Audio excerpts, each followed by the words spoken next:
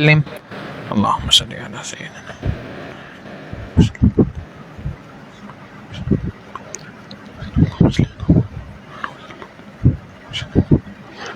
اللهم صل على سيدنا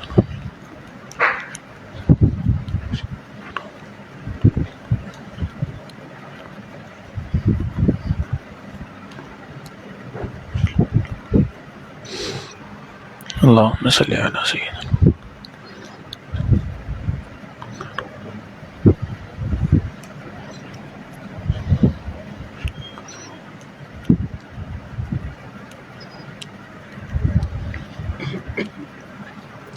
بسم الله الرحمن الرحيم. حسبنا الله ونعم الوكيل.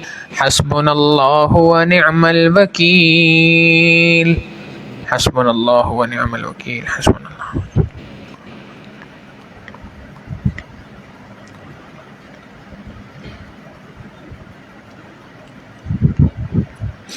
حسبنا الله ونعم الوكيل. حسبنا الله ونعم الوكيل. حسبنا الله.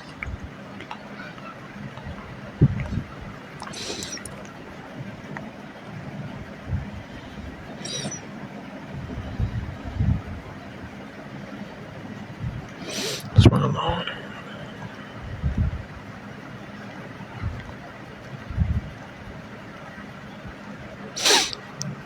اللهم صل على سيدنا محمد وعلى آل سيدنا محمد وبارك وسلم. اللهم صل على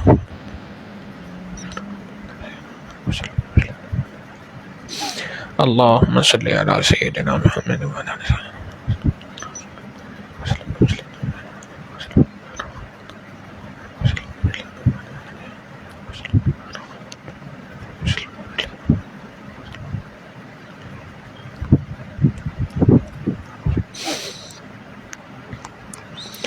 بسم الله الرحمن الرحيم. لا إله إلا أنت سبحانك إني كنت من الظالمين. لا إله إلا أنت سبحانك إني كنت من الظالمين. لا إله إلا أنت سبحانك إني كنت من الظالمين.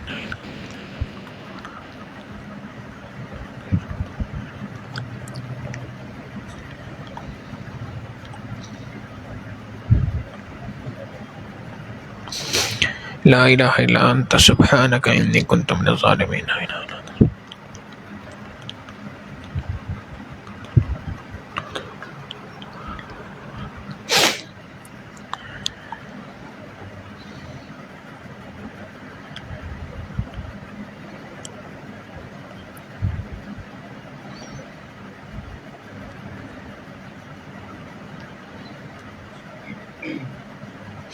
لا إله إلا أنت سبحانك إني كنت من الظالمين. اللهم صل على سيدنا محمد وعلى آل سيدنا محمد وبارك وسلم. اللهم صل على محمد.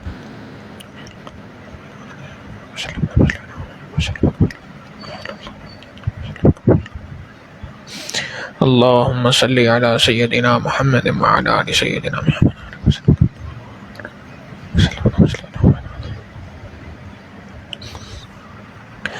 بسم الله الرحمن الرحيم. لا إله لا حول ولا قوة إلا بالله. لا حول ولا قوة إلا بالله. لا حول ولا قوة إلا بالله. لا حول ولا قوة إلا بالله.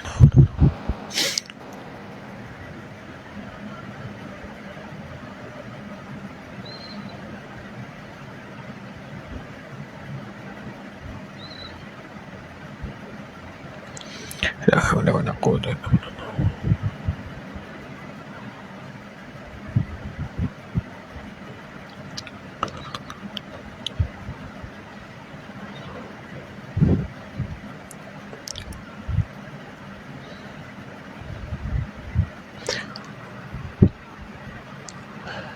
لا حول ولا قوة إلا بالله. لا حول ولا قوة إلا بالله. لا حول.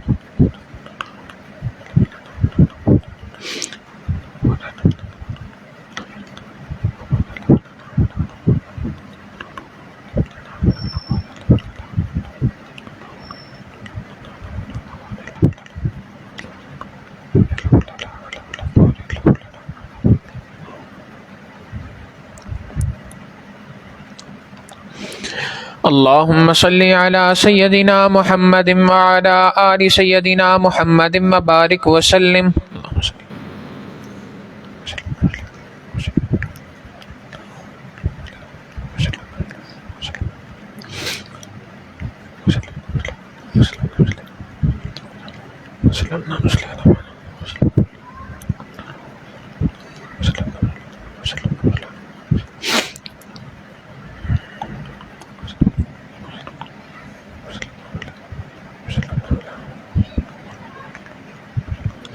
اللهم صل على سيدنا محمد وعلى آل سيدنا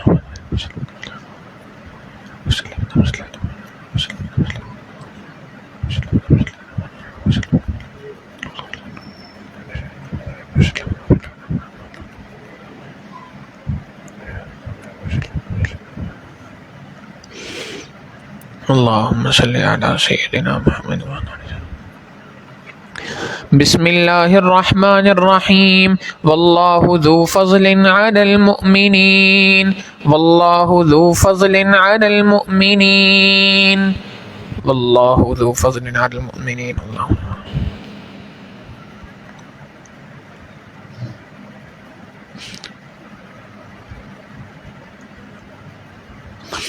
والله ذو فضل على المؤمنين. الله ذو فضل على المؤمنين.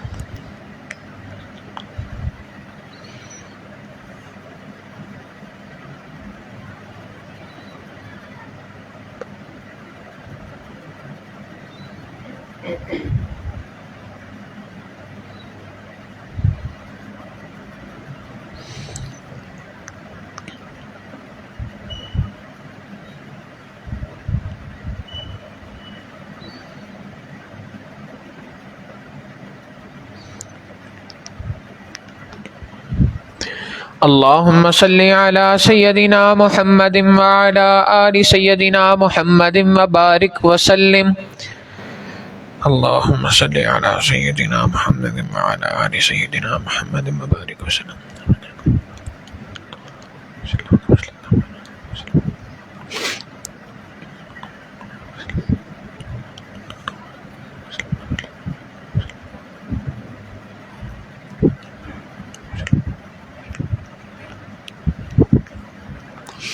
بسم الله الرحمن الرحيم.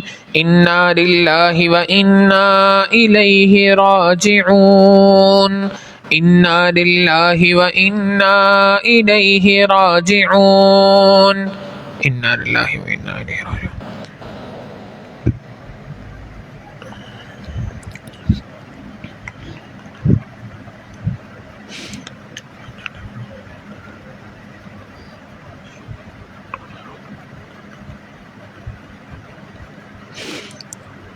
إنا لله وإنا إليه راجعون.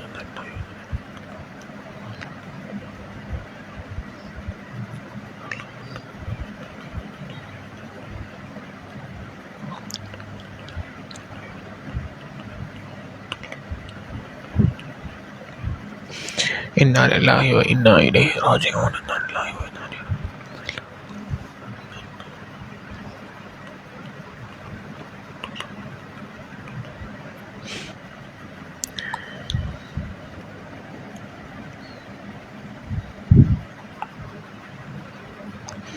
إنا لله وإنا إليه راجعون. اللهم صل على سيدنا محمد وعلى آل سيدنا محمد وبارك وسلم. اللهم صل على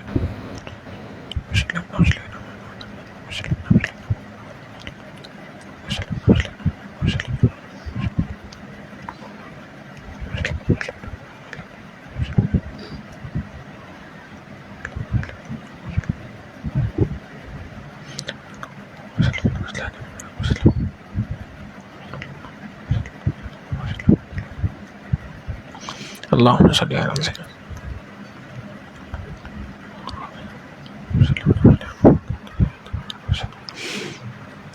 بسم الله الرحمن الرحيم. الله ولي الذين آمنوا. الله ولي الذين آمنوا. الله ولي الذين آمنوا. الله ولي الذين آمنوا.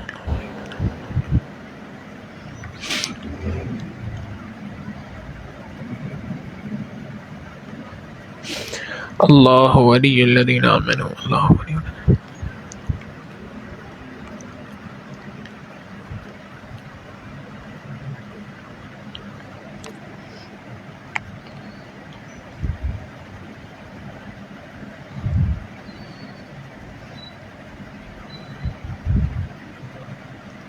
اللہ ولی الذین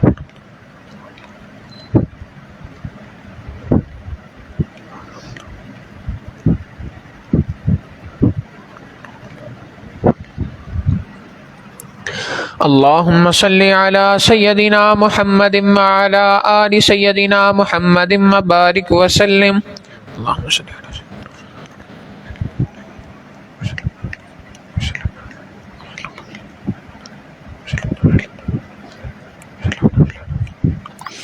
اللہم صلی علی سیدنا محمد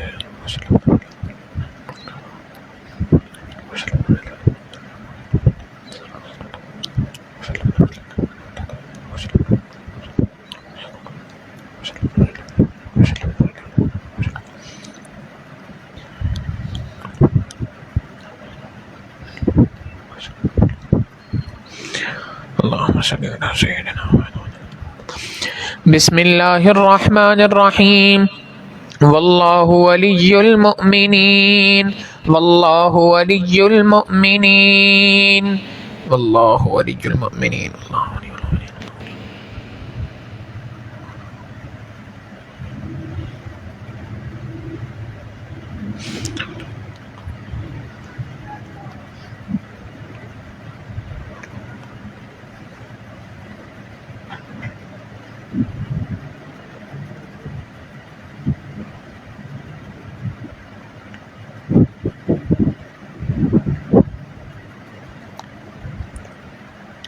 واللہ ولی المؤمنین اللہ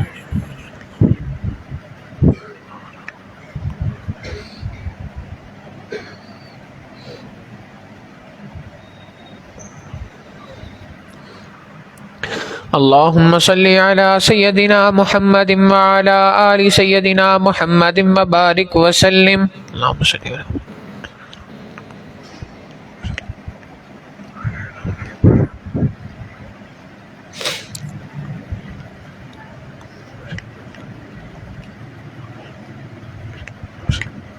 اللہم صلی علی سیدنا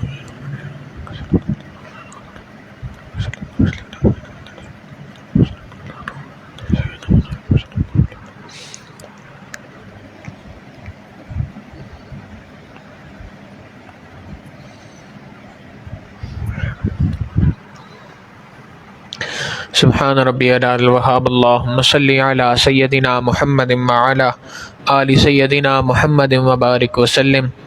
اے اللہ ہم نے جو ختم خواجگان پڑھا ہے اسے نبی علیہ السلام کی خدمت پیش کرتے ہیں، اللہ قبول فرما۔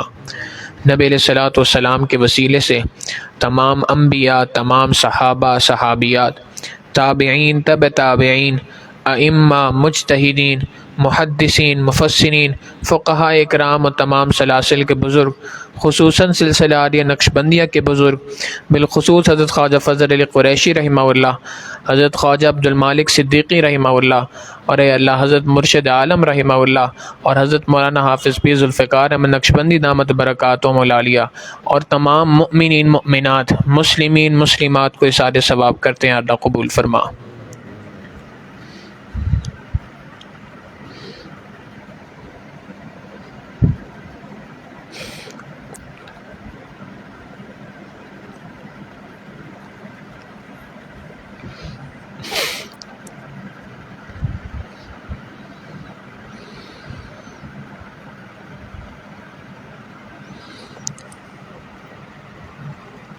وصلی اللہ تعالی علی حبیبہ سیدنا محمد وآلہ واصحابہ اجمعین برحمتک یا ارحم الراحمین۔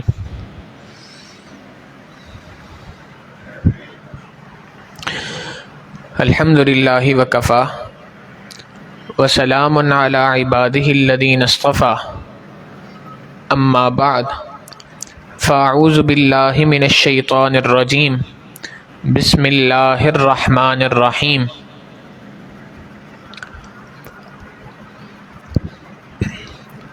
انا ارسلناک شاہدا ومبشرا ونذيرا لتؤمنوا بالله ورسوله وتعزروه وتوقروه وتسبحوه بكرة وأصيلا سبحان ربك رب العزة عما يصفون وسلام على المرسلين والحمد لله رب العالمين اللهم صل على سيدنا محمد وعلى آل سيدنا محمد وبارك وسلم اللهم صل على سيدنا محمد وعلى آل سيدنا محمد وبارك وسلم اللهم صل على سيدنا محمد وعلى آل سیدنا محمد مبارک وسلم۔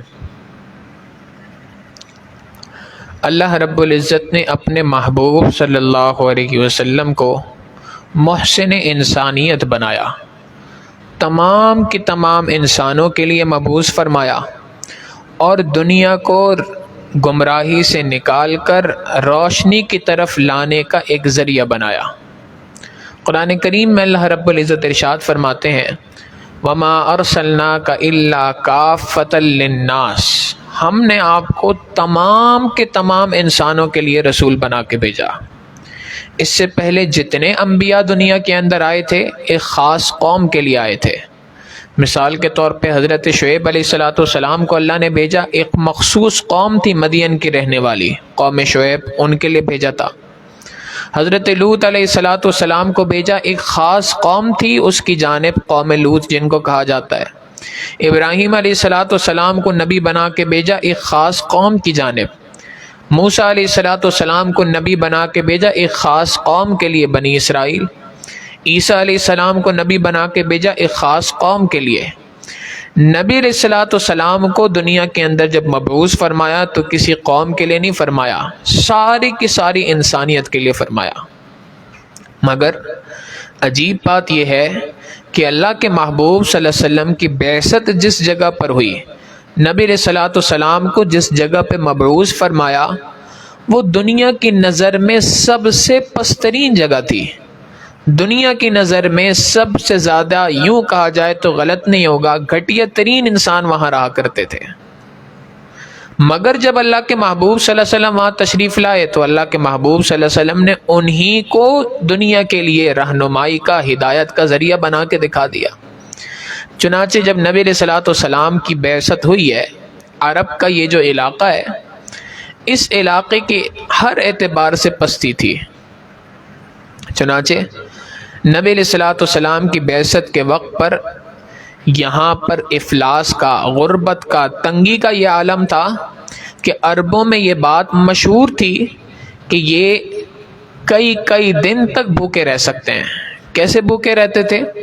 اپنے پاس چمڑے کے بڑے بڑے پیسز کاٹ کے رکھ لیا کرتے تھے، اور جب بھوک لگتی تھی اس چمڑے کو چبایا کرتے تھے، اور چبانے کے بعد اس کو لٹکا دیا کر دیتے سوکھنے کے لیے۔ جب دھوپ میں سوکھ گیا پھر دوبارہ اسی چمڑے کو منہ میں چبایا، اس کے ذریعے سے اپنی بھوک کا علاج کر لیا۔ تو یہ عالم تھا افلاس کا، غربت کا یہ عالم تھا جب نبی علیہ السلام دنیا میں مبعوث ہوئے۔ پھر ان لوگوں کی جہالت کا عالم یہ تھا کہ اللہ کے محبوب صلی اللہ علیہ وسلم جس زمانے میں مبعوث ہوئے اس زمانے میں مکہ کے اندر شراب بہت عام تھی، ہر گھر کے اندر شراب بک رہی تھی، ہر گھر کے اندر شراب بن رہی تھی، ہر گھر میں شراب پی جا رہی تھی الا ماشاء اللہ۔ اور اس شراب کی اتنے زیادہ رسیا یہ لوگ تھے کہ کتابوں میں واقعہ لکھا ہے کہ جب عربوں کے ہاں کسی بچے کی پیدائش ہوا کرتی تھی تو اس بچے کو حرم میں لے جا کر، بیت اللہ کے سامنے لے جا کر، سب سے پہلے اس کے منہ میں جو چیز ڈالی جاتی تھی وہ شراب کا قطرہ ہوا کرتا تھا، اس سے اس کی زندگی کی ابتدا کی جاتی تھی۔ یہ جہالت کی انتہا تھی۔ جہاں بات آ جائے لڑکے کی پیدائش کی، خوشیاں منایا کرتے تھے، جہاں بات آ جائے لڑکی کی پیدائش کی تو اس کو دنیا کے اندر، زمین کے اندر زندہ درگور کرنے کی باتیں ہوا کرتی تھیں۔ اور نہ صرف یہ کہ باتیں ہوتی تھیں، لڑکیوں کو زندہ درگور کر دیا جاتا تھا، اپنے ہاتھوں سے اپنی اولاد کا گلا گھونٹ کے ان کو مارا جاتا تھا، ان کو زمین میں دفن کر دیا جاتا تھا، زندہ دفن کر دیا جاتا تھا۔ یہ حالات تھے جس میں نبی علیہ السلام کی بعثت ہوئی ہے۔ بیت اللہ شریف کا طواف کیا کرتے تھے، مگر اس طواف کے درمیان پہلی بات تو اس بیت اللہ کے اندر 360 بت انہوں نے رکھے ہوئے تھے، ان بتوں کو سامنے رکھ کر طواف کیا کرتے تھے۔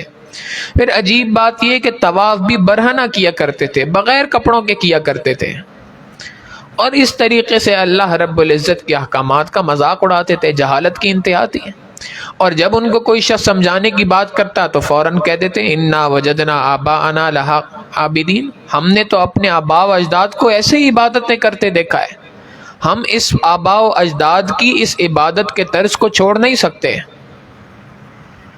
تو اس پستی کے اندر اللہ رب العزت کے محبوب صلی اللہ علیہ وسلم دنیا کے اندر مبعوث ہوئے کہ جب غربت کا یہ عالم تھا، جہالت کا یہ عالم تھا، اور اس کے ساتھ ساتھ آپس کی لڑائیاں بے تحاشا اونچائی کے اوپر تھیں، عروج پہ تھیں۔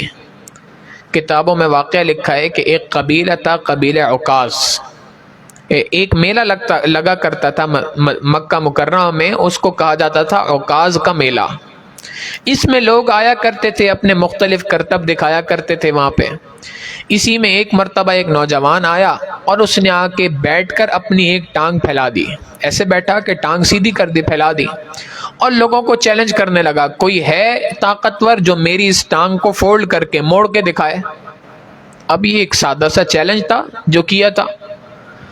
ایک شخص اٹھا، اس کے ہاتھ میں کلہاڑی تھی، اس نے زور سے کلہاڑی پاؤں پہ ماری، اس کی ٹانگ کے 2 ٹکڑے کر دیے۔ اب جب یہ معاملہ دیکھا تو اس کے قبیلے والوں نے دیکھا ہمارے بندے کی ٹانگ توڑ دی ہے، اچھا، انہوں نے اس بندے کو پکڑ کے قتل کر دیا۔ انہوں نے جب یہ بات دیکھی کہ ہمارے بندے کو مارا ہے، وہاں سے لوگ آ گئے، یہاں سے اس جنگ کا سلسلہ شروع ہوا جو اگلے کئی سالوں تک جنگ چلتی رہی، دونوں جانب ہزاروں افراد قتل ہو گئے۔ بات کیا تھی؟ ٹانگ فولڈ کر سکتے ہو کہ نہیں کر سکتے، ٹانگ موڑ سکتے ہو کہ نہیں موڑ سکتے، اس بات پہ لڑائی ہو گئی۔ اسی طرح سے ایک اور واقعہ لکھا ہے کہ ایک عربوں کی بہت مشہور لڑائی تھی جو تاریخ کی کتابوں میں لکھا ہے، ایک روایت کے مطابق 90 سال تک چلتی رہی، ایک روایت کے مطابق 60 سال تک چلتی رہی۔ وہ لڑائی کس بات پہ تھی؟ 2 مختلف قبیلوں کے لوگ تھے، ایک جگہ سے گزر رہے تھے، دروازہ ایک تھا، ایک وقت میں ایک بندہ داخل ہو سکتا تھا۔ اس نے کوشش کی کہ میں پہلے داخل ہو جاؤں، اس نے کوشش کی میں پہلے داخل ہو جاؤں۔ اب جب اس چکر میں دونوں آگے بڑھے تو آپس میں ٹکرا گئے، ٹکرانے پر آپس میں لڑائی شروع ہو گئی، اس کے قبیلے والوں نے اس کا ساتھ دیا، اس کے قبیلے والوں نے اس کا ساتھ دیا۔ یہ لڑائی 60 سال 90 سال تک جاری رہی، خون ریزی ہوتی رہی، ہزاروں کی تعداد میں جانیں دونوں جانب سے ضائع ہو گئی۔ تو یہ عالم تھا جہالت کا اس زمانے کے اندر۔ اس جہالت کے عالم میں، اس پستی کے عالم کے اندر دنیا کے اندر 2 بڑی طاقتیں تھیں جو اس زمانے کی سپر پاور کہلاتی تھیں۔ ایک روم کا علاقہ تھا اور ایک ایران کا علاقہ تھا۔ قیصر و کسریٰ کہلایا کرتے تھے اس زمانے کے۔ یہ قیصر و کسریٰ کی جو بادشاہت تھی، یہ اس زمانے کے بہترین قسم کے لڑاکے کہلایا جاتے تھے، بہترین قسم کی لڑائی کے ماہر لوگ کہا جاتا تھا، اس زمانے کی سپر پاور تھی۔ جیسے آج دنیا کے اندر امریکہ اور چائنا کا نام ہے کہ جی یہ سپر پاور ہیں، بالکل اسی طریقے سے اس زمانے کی یہ 2 سپر پاور تھیں۔ ان سے ٹکر لیتے ہوئے ہر بندہ ڈرتا تھا۔ اور حقیقت یہ ہے، حیران کن بات یہ ہے، انہوں نے پوری دنیا کے اندر ہر چپے پہ آپس میں لڑائیاں کی کہ یہاں پر میرا قبضہ ہونا چاہیے یا یہاں پہ تمہارا قبضہ ہوگا۔ ہر جگہ پہ ان کی لڑائیاں تھیں آپس کی، ہر ملک پہ قبضہ کرنے کے لیے دونوں ہر وقت تیار ہوتے تھے۔ مگر حیران کن بات تھی کہ دونوں میں سے کسی ایک نے بھی عرب کی اس سلطنت پہ قبضہ کرنے کا کبھی بھی فیصلہ نہیں کیا، کبھی اس کے لیے حملہ نہیں کیا، کبھی اس کے لیے کوشش نہیں کی۔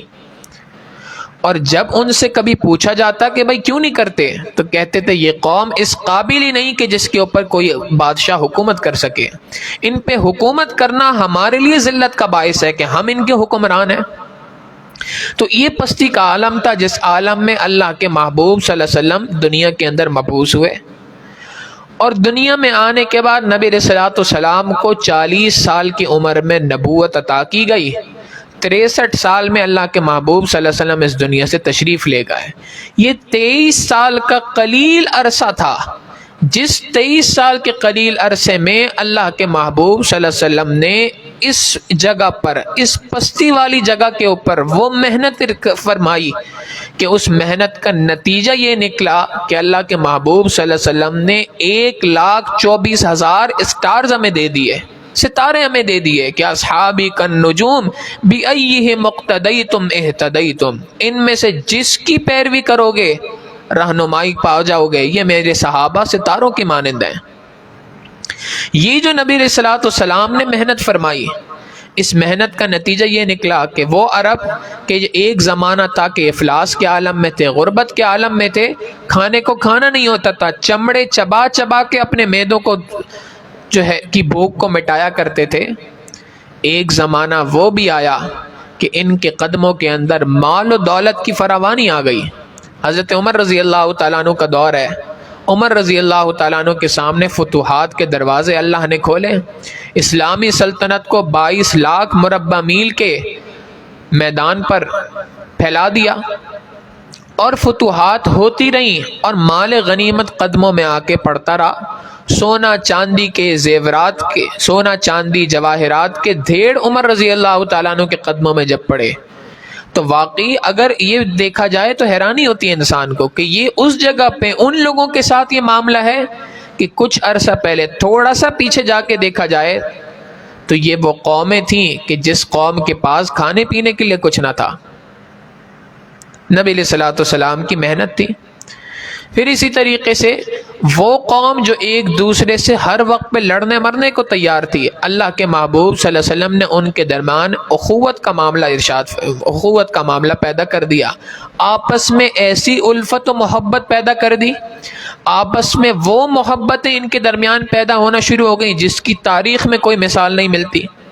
ایسی محبت کہ جب ہجرت کا موقع آیا تو نبی علیہ الصلوۃ والسلام نے ہر کسی کا، ایک مہاجر کا ہر ایک نہ ایک انصار کے ساتھ ایک اخوت کا، بھائی چارگی کا رشتہ بنا دیا۔ یہ کوئی خونی رشتہ نہیں تھا، ایک دوسرے کو جاننے والے نہیں تھے، مگر یہ اخوت کا رشتہ اتنا گہرا رشتہ ہو گیا کہ حضرت عبد الرحمن ابن عوف رضی اللہ تعالیٰ عنہ کے بارے میں آتا ہے کہ جب مکہ مکرمہ سے ہجرت کر کے مدینہ منورہ آئے، نبی علیہ الصلوۃ والسلام نے ان کی بھائی چارگی کا رشتہ ایک صحابی کے ساتھ بنایا۔ انہوں نے آ کے آفر کی کہ جی میری 2 مکانات ہیں، ایک مکان آپ کا، میری 2 دکانیں ہیں، ایک دکان آپ لے لیں، میرا اتنا مال ہے آدھا حصہ کر لیتے ہیں، اتنا مال آپ کا اتنا مال میرا، حتیٰ کہ اللہ نے مجھے 2 بیویاں دی ہیں، اس میں سے جس کو آپ فرمائیں گے اس کو میں طلاق دے دوں گا، اس کو آپ اپنے نکاح میں لے لیں۔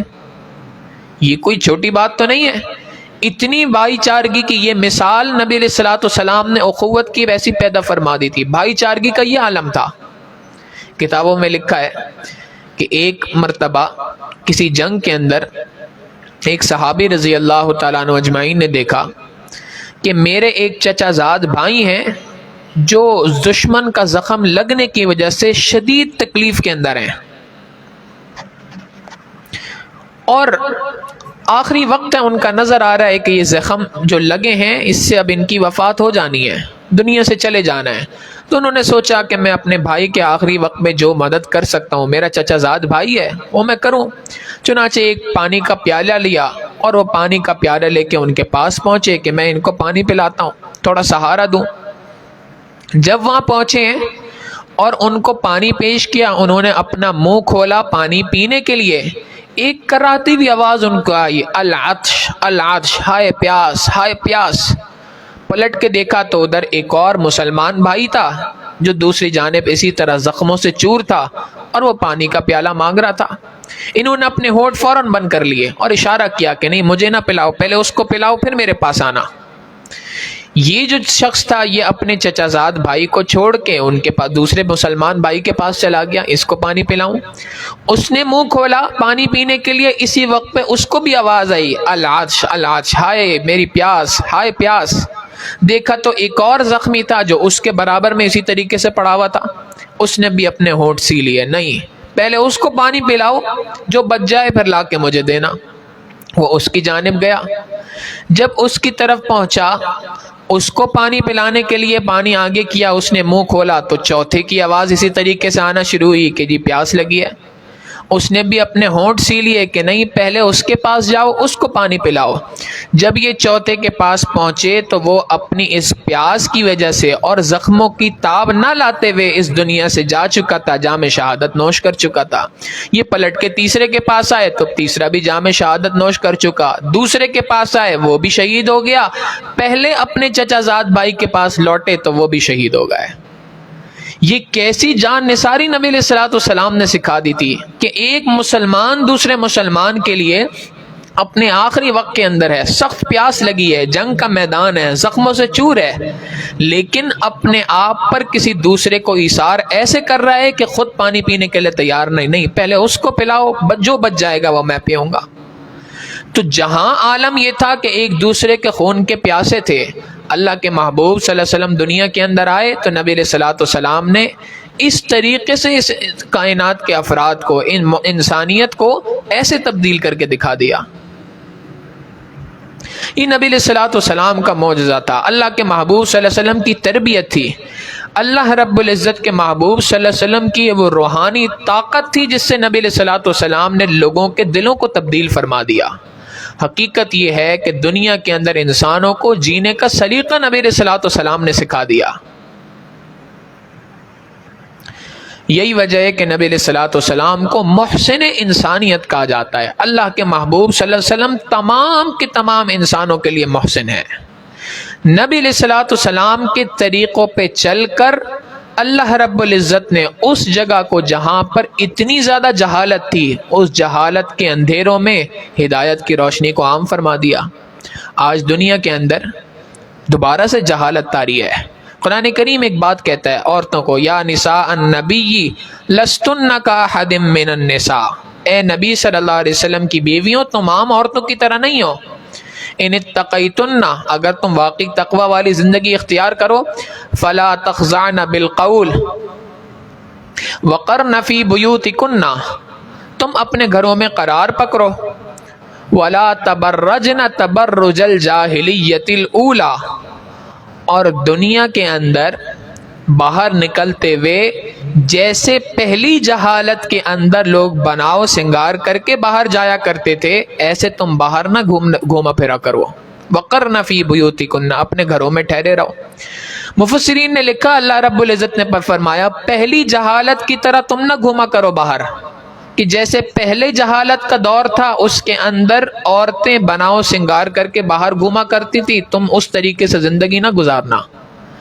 تو مفسرین نے لکھا کہ جب اللہ رب العزت نے فرمایا تبرجنا تبرج الجاہلیت الاولی، پہلی جہالت کی طرح نہ پھرنا باہر، یہ اس بات کی دلیل ہے کہ جہاں پہلی جہالت آئی تھی اس کا مطلب ہے جہالت ثانیہ آنی ہے دنیا کے اندر، تبھی تو اس کو پہلی جہالت کہا۔ اور واقعی یہی بات ہے کہ ہم دیکھیں تو وہی جہالت کا دور آج لوٹ کے آ رہا ہے۔ آج دنیا کے اندر عریانی ہے، فحاشی ہے، مگر حقیقت یہ ہے کہ عربوں کی اس عریانی اور فحاشی کو دیکھا جائے جو نبی علیہ السلام کی بعثت سے پہلے تھی تو اس کے مقابلے میں آج ہم پھر بہت بہتر ہیں۔ اس زمانے میں نبی علیہ الصلوۃ والسلام مبعوث ہوئے اور اللہ کے محبوب صلی اللہ علیہ وسلم نے شرم و حیا کے مثالیں قائم کر دی صحابہ کے اندر۔ تو حقیقت یہ ہے کہ اس زمانے کی پستی سے اللہ کے محبوب صلی اللہ علیہ وسلم کے ذریعے سے اللہ تعالیٰ نے انسانیت کو نکال دیا۔ آج کے اس دور کے اندر جب جہالت ثانیہ ہے، دنیا کے اندر جہالت پھیلی ہوئی ہے، اس زمانے میں اگر معاشرے کی اصلاح کرنی ہے تو وہی اللہ کے محبوب صلی اللہ علیہ وسلم کے اسوہ کے اوپر نبی علیہ الصلوۃ والسلام کی سیرت کے مطابق زندگی کو اپنانا پڑے گا، اللہ کے محبوب صلی اللہ علیہ وسلم کے بتائے ہوئے اصولوں پہ چلنا پڑے گا۔ اس اصولوں پہ چلنے کی برکت سے اللہ رب العزت انسانیت کو پھر دوبارہ وہ بلندی عطا فرما سکتے ہیں، وہ مقام عطا فرما سکتے ہیں۔ شرط یہ ہے کہ نبی علیہ الصلوۃ والسلام کی سیرت کے مطابق زندگی کو گزارا جائے، اللہ کے محبوب صلی اللہ علیہ وسلم کی زندگی کے بتائے ہوئے اصولوں کے مطابق زندگی کو گزارا جائے۔ اگر بندہ نبی علیہ الصلوۃ والسلام کی بتائے ہوئے اصولوں کے مطابق زندگی گزارے گا تو حقیقت یہ ہے کہ اللہ رب العزت اس انسانیت کو دوبارہ سے وہ ترقی عطا فرما سکتے ہیں، وہ عروج دوبارہ سے عطا فرمائیں گے، مگر اگر نبی علیہ الصلوۃ والسلام کے اسوہ کو، اللہ کے محبوب صلی اللہ علیہ وسلم کی سیرت کو پیچھے چھوڑ دیا جائے تو پھر دنیا کے اندر انسان کامیاب نہیں ہو سکتا۔ نبی علیہ الصلوۃ والسلام کی سیرت کے اوپر چلنا پڑے گا، اللہ کے محبوب صلی اللہ علیہ وسلم کی زندگی کے مطابق اپنی زندگی کو اپنانا پڑے گا۔ اگر اس کے مطابق زندگی کو اپنائیں گے تو جا کے انسان دنیا کے اندر اچھی زندگی گزار سکتا ہے، اور کیوں نہ گزارے ان کے مطابق زندگی۔ حقیقت یہ ہے کہ اللہ رب العزت نے محبوب صلی اللہ علیہ وسلم کو وہ کمال عطا فرمایا تھا کہ دنیا کے اندر آج ریسرچ یہ بات کہتی ہے، آج دنیا کے اندر غیر مسلم اس بات کو قبول کرنے کو تیار ہے، غیر مسلم اس بات پہ اپنی تحقیق کر کے پہنچا ہے کہ the best practices of the world, دنیا کے اندر بہترین مثال اگر کسی نے دنیا میں قائم کی ہے زندگی گزارنے کی تو وہ اللہ کے محبوب صلی اللہ علیہ وسلم ہے۔ تو کہتے ہیں بیسٹ پریکٹسز تھیں، دنیا کی بہترین قسم کا نمونے جو تھے وہ نبی علیہ الصلوۃ والسلام دنیا میں بتا کے چلے گئے، اور ہر چیز بتا کے گئے ہیں۔ صرف ایسا نہیں کہ موٹی موٹی باتیں بتا کے گئے ہو، نہیں۔ حضرت سلمان فارسی رضی اللہ تعالیٰ عنہ سے ایک غیر مسلم نے، ایک مشرک نے سوال کیا کہ مجھے پتا چلا کہ تمہارے پیغمبر علیہ السلام نے تمہیں بیت الخلاء میں بیٹھنے کا طریقہ بھی بتایا ہے، بھلا کوئی یہ بتانے کی بات ہے بیت الخلاء میں کیسے بیٹھنا ہے؟ حضرت سلمان فارسی رضی اللہ تعالیٰ عنہ نے فرمایا کہ جی ہاں، ہمارے پیغمبر علیہ الصلوۃ والسلام نے ہمیں بیت الخلاء میں بیٹھنے کا طریقہ اور سلیقہ بھی سکھایا ہے۔ ہمیں فرمایا ہے کہ جب تم بیت الخلاء میں بیٹھو تو نہ تم قبلہ رخ ہو، نہ تو تمہارا سینہ قبلے کی جانب ہونا چاہیے، نہ تمہاری پیٹھ قبلے کی جانب ہونی چاہیے۔ اور پھر نبی علیہ الصلوۃ والسلام نے فرمایا ایسی جگہ پہ پیشاب نہ کرنا کہ جہاں پر کسی کو تکلیف ہوتی ہو، درخت کے سائے میں نہ کرنا، کسی کے چوہے کے، سانپ کے بل میں نہ کرنا، اس سے ان کو تکلیف ہوگی۔ اور پھر نبی علیہ الصلوۃ والسلام نے ہمیں سکھایا کہ استنجا کرنا ہے تو ہڈی سے نہ کرنا، محترم چیز سے، غذا کی چیزوں سے نہ کرنا، بلکہ استنجا ایسی چیزوں کے ساتھ کرنا جیسے مٹی کا ڈھیلا ہوتا ہے، آج کے زمانے کا ٹیشو پیپر ہوتا ہے، ٹوائلٹ پیپر ہوتا ہے، اس سے استنجا کرنا۔ گویا سلمان فارسی رضی اللہ تعالیٰ نے ان کو بتا دیا کہ ہاں حقیقت یہی ہے کہ ہمارے پیغمبر علیہ الصلوۃ والسلام نے ہمیں بیت الخلاء میں بیٹھنے سے لے کر اقتدار کی کرسی پہ کس طریقے سے بیٹھتے ہیں، زندگی گزارنے کا ایک ایک طریقہ، سلیقہ اور نمونہ بتا کے دنیا سے گئے۔ شرط یہ ہے کہ انسانیت اس کے اوپر آئے تو صحیح۔ آج غیر مسلم اللہ کے محبوب صلی اللہ علیہ وسلم کے طریقوں کے اوپر ریسرچ کر رہے ہیں، اللہ کے محبوب صلی اللہ علیہ وسلم کی سنتوں پہ ریسرچ کر رہے ہیں، اور ریسرچ کرنے کے بعد نتیجے پہ پہنچ رہے ہیں۔ چنانچہ دنیا کے اندر ایک ریسرچ ہوئی کہ پیغمبر علیہ الصلوۃ والسلام کے پاس ایک صحابی رضی اللہ تعالیٰ عنہ اجمعین آئے، اور انہوں نے آ کے نبی علیہ الصلوۃ والسلام سے بات ارشاد فرمائی کہ اللہ کے محبوب صلی اللہ علیہ وسلم میرا سینہ گھٹتا ہے، میرا سینہ گھٹتا ہے۔ نبی علیہ الصلوۃ والسلام نے فرمایا ارے یہ تو دل کی بیماری ہے۔ ریسرچ یہ بات کہتی ہے، ایک ریسرچ پیپر اس بارے میں پڑھنے کا موقع ملا، وہ کہتے ہیں دنیا کے اندر سب سے پہلے ہارٹ اٹیک کو آئیڈینٹیفائی کرنے والے اللہ کے محبوب صلی اللہ علیہ وسلم تھے، کہ سینہ گھٹنے سے دل کی تکلیف مراد ہے، اس کو دنیا میں سب سے پہلے معلوم کرنے والے، تشخیص کرنے والے، ڈائگنوز کرنے والے پیغمبر علیہ السلام تھے۔ پھر نبی علیہ السلام نے فرمایا تم عجوہ استعمال کرو۔ اب یہ بات تو ارشاد فرما دی کہ تم عجوہ استعمال کرو، بات مکمل ہو گئی، مگر اس پہ تحقیق شروع ہو گئی کہ عجوہ کے استعمال سے ہارٹ کا مسئلہ کیسے حل ہو سکتا ہے۔ بھائی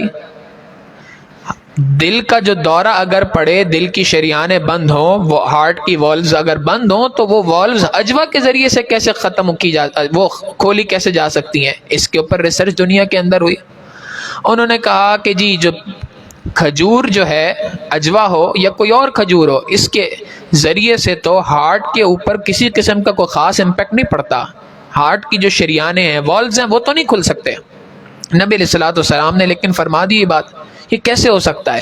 انہوں نے مزید ریسرچ کی اور اس نتیجے پہ پہنچے کہ جی اصل بات یہ ہے کہ عجوہ کی جو گھٹلی ہے، اس گھٹلی کے اندر اللہ رب العزت نے شفا رکھی ہے، کہ اس کے ذریعے سے اگر اس کو کوئی بندہ استعمال کرے، اس کے استعمال کی برکت سے اللہ رب العزت انسان کے دل کی جو شریانیں ہوتی ہیں اس کو کھول دیا کرتے ہیں۔ چنانچہ آج آپ دیکھیں دنیا کے اندر بک رہا ہے عجوہ کی گھٹلیوں کا پاؤڈر کے نام سے، دل کی شریانیں کھولنے کے لیے؟ یہ اللہ کے پیغمبر علیہ الصلوۃ والسلام 1400 سال پہلے دنیا کو بتا کے چلے گئے۔ نبی علیہ الصلوۃ والسلام کی ایک سنت کے بارے میں عجیب واقعہ ہمارے حضرت فرماتے ہیں کہ میں بیرون ملک کسی جگہ پہ تھا، غالباً سویڈن کا علاقہ تھا۔ فرمانے لگے کہ نماز کا وقت تھا، میں ایک جگہ پہ وضو کر رہا تھا تو دیکھا کہ غیر مسلم آیا اور میرے پیچھے آ کے کھڑا ہو گیا اور بڑے غور سے مجھے دیکھنے لگا۔ فرماتے ہیں کافی دیر تک دیکھتا رہا، دیکھنے کے بعد پھر مجھے کہنے لگا، جب میں نے وضو مکمل کر لیا تو مجھ سے کہنے لگا یہ کیا کر رہے تھے؟ میں نے کہا جی ہماری عبادت کا وقت ہے، نماز کا وقت ہے، تو نماز سے پہلے ہم اس طریقے سے اپنے اعضاء کو دھوتے ہیں۔ اس نے کہا کہ نہیں، اعضاء تو تم نے دھوئے ہیں، یہ پیچھے یہاں گدی پہ کیا کیا ہے؟ انہوں نے کہا جی اس کو مسح کہتے ہیں، ایسے ہاتھ کو گیلا کر کے یہاں پہ تر کر لیا جائے دونوں جانب پہ، اس کی طریقہ ہے۔ اس نے کہا اچھا تو تم روزانہ کرتے ہو یہ؟ انہوں نے کہا روزانہ نہیں کرتے، ہم تو دن میں 5 بار کرتے ہیں یہ کام۔ اس نے آگے سے پوچھا کس ملک سے ہو؟ پاکستان سے۔ یہ بتاؤ پاکستان میں پاگل خانے کتنے ہیں؟ حضرت فرماتے ہیں مجھے تو نہیں پتا تھا۔ میں نے کہا جی مجھے تو نہیں پتا، شاید 2 ہو 3 ہو، مجھے تو نہیں معلوم اس بارے میں۔ وہ کہنے لگا ہاں اس سے زیادہ نہیں ہوں گے۔ اس سے پوچھا بھائی آپ کون ہیں اور یہ کیوں پوچھ رہے ہیں؟ وہ کہنے لگا کہ جی اصل بات یہ ہے کہ میں یہاں اس ملک میں، ہمارے اس ملک میں 500 سے زائد پاگل خانے ہیں، اور میں ان تمام پاگل خانوں میں جتنے ڈاکٹرز موجود ہیں ان تمام ڈاکٹرز کا انچارج ہوں، ہیڈ ہوں۔ اور میں نے اس کے اوپر بڑی ریسرچ کی ہے کہ دنیا کے اندر انسان یہ اتنا پاگل کیوں جاتا ہے، یہ ہمارے اس ملک میں پاگل خانوں کے اندر لوگوں کی تعداد کیوں بڑھتی جا رہی ہے کہ ہمیں اتنے پاگل خانے کھولنے پڑ گئے۔ تو میری ریسرچ اس نتیجے پر پہنچی ہے کہ اللہ رب العزت نے، خدا نے انسان کی جو یہ پیچھے کی جگہ ہے، یہ جو گدی ہے، اس گدی کے پاس سے مختلف چھوٹی چھوٹی نسیں بنائی ہیں، جن نسوں کے ذریعے سے برین کو بلڈ سپلائی ہوتی ہے، خون کی سپلائی ہوتی ہے۔ تو اس کے اوپر جب دھوپ پڑتی ہے، گرمی لگتی ہے، تو اس کی وجہ سے وہ نسیں جو ہیں وہ آہستہ آہستہ خشک ہو جایا کرتی ہیں، اور ان کے خشک ہونے کی وجہ سے بلڈ صحیح طور پہ پہنچتا نہیں ہے، اور اس کی وجہ سے انسان پاگل ہو جاتا ہے۔ تو میں نے اس کا حل اور ٹریٹمنٹ یہ نکالا، میں نے اس کی ریسرچ یہ کی ہے کہ اگر دن میں 1 مرتبہ ہاتھوں کو تر کر کے یہاں پر لگا دیا جائے دونوں جانب، تو انسان پاگل بننے سے محفوظ ہو سکتا ہے۔ اور جس ملک کے اندر لوگ دن میں 5 بار یہ کام کرتے ہوں، وہاں پر تو پاگلوں کی کمی ہی ہوگی، وہاں پر پاگل اتنے زیادہ پیدا نہیں ہو سکتے۔ لہٰذا اسی وجہ سے میں نے تم سے پوچھا کہ تمہارے ملک میں پاگل خانے کتنے ہیں۔ اللہ کے محبوب صلی اللہ علیہ وسلم کی سنتوں کے اوپر ریسرچ کر کے آج دنیا یہاں پہ پہنچی ہے۔ حضرت فرماتے ہیں ایک مرتبہ امریکہ میں ایک جگہ پہ ڈاکٹرز کے ساتھ ایک موقع تھا مل بیٹھنے کا، تو اس کے بعد کھانے کا وقت آیا۔ فرماتے ہیں کہ دیکھ کے حیران ہو گئے کہ انگریز ڈاکٹر ہیں، غیر مسلم ڈاکٹر ہیں، اور وہ سب کے سب جب کھانے کا وقت آیا تو انہوں نے اپنے چمچ کانٹے ایک سائڈ پہ کیے اور ہاتھوں سے نوالے بنا بنا کے کھا رہے ہیں، ہاتھوں سے کھانا کھا رہے ہیں۔ فرماتے ہیں میں بڑا حیران ہوا، میں نے ان سے کہا کہ جی آپ لوگوں نے تو ہمیں سکھایا کہ جی کانٹے چھری چمچ استعمال کرو، آپ نے اس کو چھوڑ دیا؟ وہ کہنے لگے جی ہاں ہم نے اصل میں اس پہ ریسرچ کی ہے، اور ہماری ریسرچ یہ بات کہتی ہے کہ جب انسان ہاتھ سے کھانا کھاتا ہے، چمچ سے نہیں کھاتا، ہاتھوں سے نوالے بنا بنا کے اپنے منہ میں ڈالتا ہے، تو انسان کا جو دماغ ہے وہ اس کو ایک سگنل ملتا ہے کھانے کا، اور اس سگنل کی وجہ سے اس کے ہاتھوں سے ایک پلازما خارج ہوتا ہے جو کھانے کے اندر مکس ہو جاتا ہے۔ اب جب وہ کھانا اندر بڑے اچھے سے ہضم ہو جاتا ہے۔ ہم نے اس پہ ریسرچ، میں نے ان سے پوچھا یہ کیا معاملہ ہے؟ تو کہنے لگے کہ جی ہم نے ایک اور ریسرچ اس پہ کی ہے، اور وہ یہ ہے کہ یہ ہاتھوں کو کھانے کے بعد اگر ان کی انگلیوں کو چاٹ لیا جائے تو اس انگلیوں کے چاٹنے سے اللہ رب العزت لقوا کے مرض سے انسان کی حفاظت فرما دیتے ہیں۔ تو اس وجہ سے ہم نے اس کے بعد سے لقوا کے مرض سے، پیرالائزیشن کے اٹیک سے، اس سے اللہ رب العزت انسان کی حفاظت فرما دیتے ہیں۔ فرمانے لگے کہ جب انہوں نے یہ بات کہی تو میں نے ان کو کہا کہ جی ہمارے پیغمبر علیہ السلام تو 1400 سال پہلے دنیا کے اندر یہ باتیں بتا کے چلے گئے، ہم تو اس طریقے سے ہمیشہ سے عمل کرتے ہیں۔ انہوں نے فرمایا جی ہاں ہم نے بھی آپ کے پیغمبر علیہ الصلوۃ والسلام کی سنتوں پہ ریسرچ کی تو ہی اس نتیجے پہنچے کہ اس شخص نے اگر یہ بات کہی تو بغیر کسی وجہ کے نہیں کہی ہوگی، لہٰذا ہم نے اس پہ ریسرچ کرنا شروع کر دی۔ نبی علیہ الصلوۃ والسلام کی ایک ایک سنت، ایک ایک اسوے کے اوپر آج دنیا ریسرچ کر کے پہنچ رہی ہے اور نتیجے پہنچ رہی ہے کہ یہی بیسٹ پریکٹس ہے، یہی دنیا کی سب سے بہترین طریقہ زندگی گزارنے کا ہے۔ ہم بحیثیت مسلمان ہماری ذمہ داری یہ بنتی ہے کہ ہم آقا علیہ الصلوۃ والسلام کی سنتوں پہ عمل تو کریں، نبی علیہ الصلوۃ والسلام کے اسوے کے مطابق زندگی تو گزاریں۔ دنیا کے اندر ایک اور ریسرچ ہے، وہ یہ کہتے ہیں نبی علیہ الصلوۃ والسلام کا یہ عادت مبارکہ تھی، اللہ کے محبوب صلی اللہ علیہ وسلم جب کسی شخص سے ملا کرتے تھے، سنت نبی علیہ السلام کی، ہمیشہ مسکراتے ہوئے چہرے کے ساتھ ملا کرتے تھے۔ جب کسی سے ملاقات ہو چہرے پہ مسکراہٹ ہوتی تھی۔ تو ریسرچ یہ بات کہتی ہے دنیا کی کہ جب انسان ہر کسی سے ملتے ہوئے مسکراتا ہے تو اس کے چہرے کے جو گالوں کے مسلز ہیں، اس مسلز کی ایکسرسائز ہوتی ہے۔ اس ایکسرسائز کے ہونے کی وجہ سے انسان کے اندر ڈپریشن اور انزائٹی کے جو مسائل ہیں 90% تک حل ہو جاتے ہیں۔ آج آپ دیکھیں دنیا کے اندر کتنی بڑی باقاعدہ پیسے لگائے جا رہے ہیں، باقاعدہ اس کے اوپر ریسرچ ہو رہی ہے، باقاعدہ اس کے اوپر اربوں روپے لگا رہی ہے انسانیت کہ جی دنیا میں انزائٹی اور ڈپریشن کیوں پھیل رہا ہے۔ اللہ کے محبوب صلی اللہ علیہ وسلم کی سنتوں پہ عمل تو کر کے دیکھے نا، نبی علیہ الصلوۃ والسلام کے اسوے کے مطابق زندگی تو انسان گزار کے دیکھے۔ اللہ کے محبوب صلی اللہ علیہ وسلم کی حقیقت یہی ہے کہ زندگی کے ایک ایک پہلو کے اندر ہمارے لیے بے تحاشا نمونے ہیں۔ لقد کان لکم فی رسول اللہ اسوۃ حسنہ، حقیقت یہ ہے کہ تمہارے لیے اللہ کے رسول صلی اللہ علیہ وسلم کی زندگی کے ایک ایک پہلو کے اندر زندگی گزارنے کا طریقہ اور سلیقہ موجود ہے۔ لہٰذا ہمیں چاہیے کہ ہم اپنے حبیب صلی اللہ علیہ وسلم کی سیرت کا مطالعہ کریں، نبی علیہ الصلوۃ والسلام کی زندگی کو پڑھیں، اللہ کے محبوب صلی اللہ علیہ وسلم کی زندگی کو پڑھ کے اس کے مطابق اپنی زندگی کو اپنائیں۔ اللہ رب العزت سے دعا ہے کہ پروردگار عالم ہمیں نبی علیہ الصلوۃ والسلام کی سنتوں کے مطابق زندگی گزارنے کی توفیق عطا فرمائے۔ وآخر دعوانا ان الحمد للہ رب العالمین۔ مراقبہ کر لیں، پھر دعا کرتے ہیں۔ آنکھوں کو بند کر لیں، سر کو جھکا لیں، دنیا اور جو کچھ دنیا میں ہے اس سے ہٹ کٹ کے اللہ رب العزت کی یاد میں ڈوب جائیں۔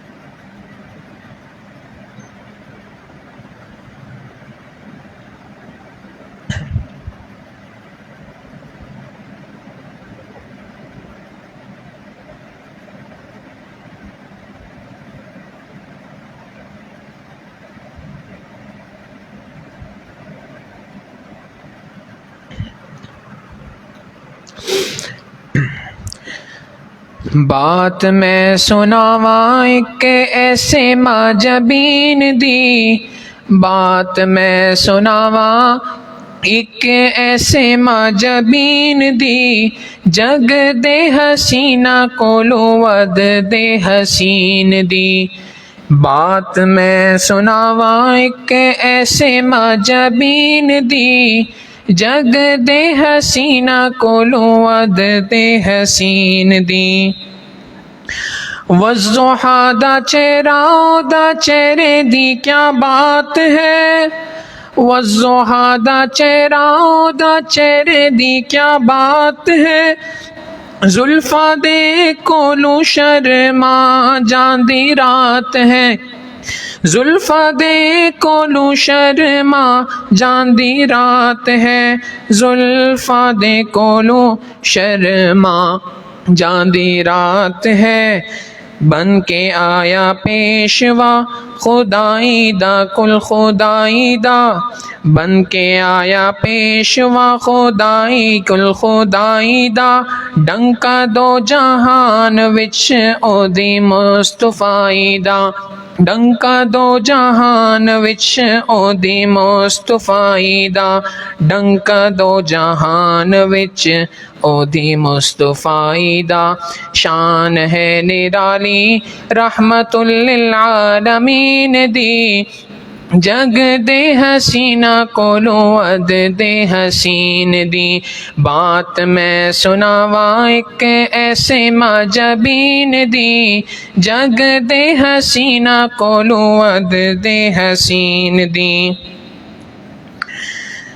ویکھے آیا یوسف نو انگلیاں کٹیاں، ویکھے آیا یوسف نو انگلیاں کٹیاں، آقا دے دیوانے آن جانوار سٹیاں، آقا دے دیوانے آن جانوار سٹیاں، آقا دے دیوانے آن جانوار سٹیاں، پیار دی اخیر دیکھی او دے عاشقین دی، پیار دی اخیر دیکھی او دے عاشقین دی، جگ دے حسینہ کولوں ود دے حسین دی، بات میں سناواں ایک ایسے معجبین دی، جگ دے حسینہ کولوں ود دے حسین دی، بات میں سناواں ایک ایسے معجبین دی،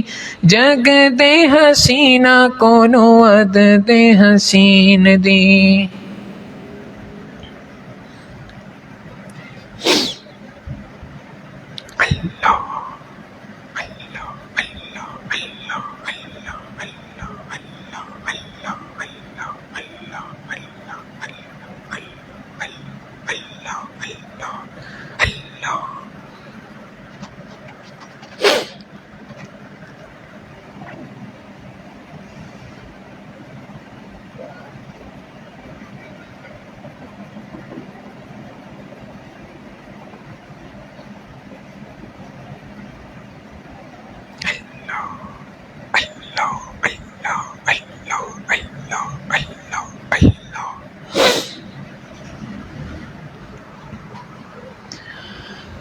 لا الہ الا اللہ محمد الرسول اللہ، دعا کر لیجئے۔